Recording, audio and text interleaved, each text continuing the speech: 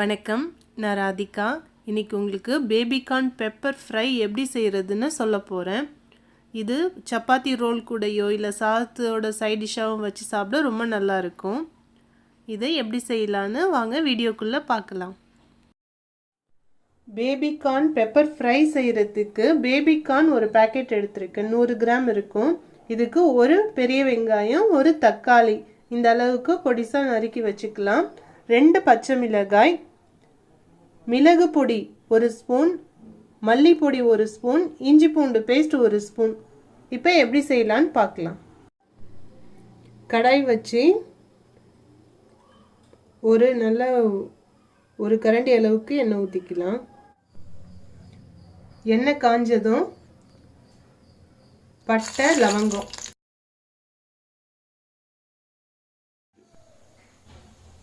பச்சை மிளகாய்,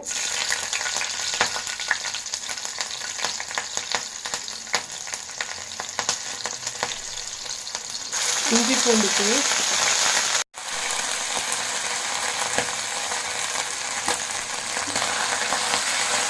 இஞ்சி பூண்டு நல்லா வதங்கினதும் வெங்காயம் போட்டுக்கலாம்.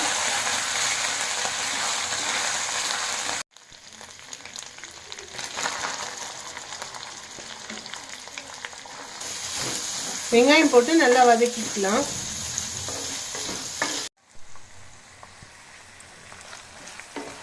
வெங்காயம் இதே மாதிரி நல்லா வதங்கி கண்ணாடி கலர் வந்ததும் தக்காளி போட்டுக்கலாம்.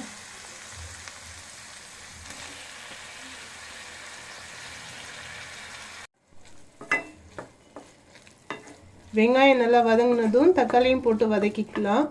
இதுக்கு மஞ்சள் தூளும் மிளகாய் தூளும் தேவையில்லை. இதுக்கு காரத்துக்கு இந்த பச்சை மிளகாயும் மிளகு பொடியுமே போதுமாக இருக்கும். அதுவே ஒரு டிஃப்ரெண்ட்டான டேஸ்ட் நல்லா இருக்கும். நல்லா வதங்கிடுச்சு. இப்போ இதுக்கு தேவையான அளவுக்கு உப்பு போட்டுக்கலாம்.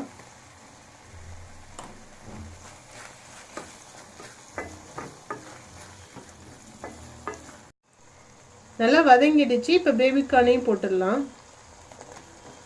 உங்களுக்கு எந்த ஷேப் பிடிக்குமோ அந்த ஷேப்பில் கட் பண்ணிக்கலாம். ரவுண்டாவோ இல்லை கியூபாவோ கூட கட் பண்ணி போட்டுக்கலாம்.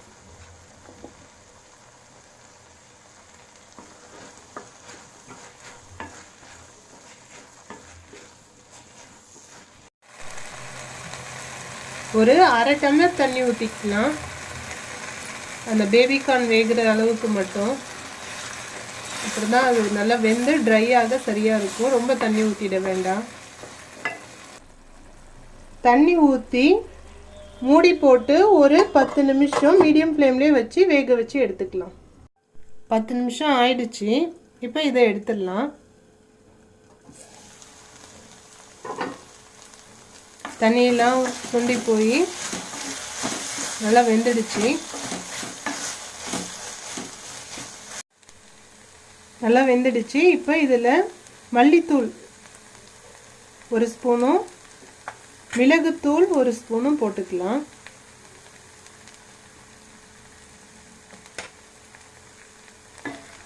போட்டு நல்லா மிக்ஸ் பண்ணி விடலாம்.